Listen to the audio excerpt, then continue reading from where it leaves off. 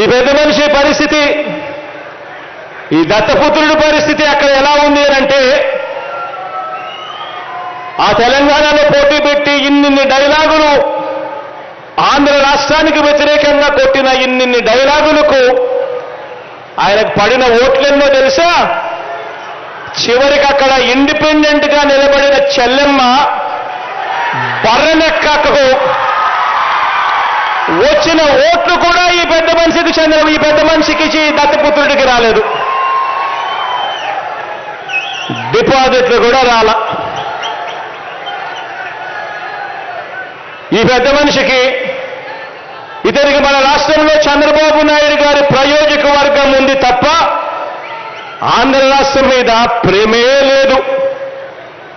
ఇక్కడ ఈ పెద్ద మనిషికి ఒక సొంత నియోజకవర్గం కూడా లేదు.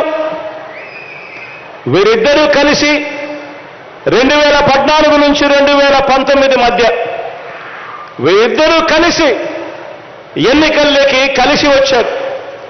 కలిసి వచ్చి 2014 నుంచి 2019 మధ్య ఈ ఉద్యానం ప్రాంతానికి మంచినీరు ఇవ్వటం ఎలా అని చెప్పి కనీసం ఆలోచనైనా చేశారా అంటే అది లేదు.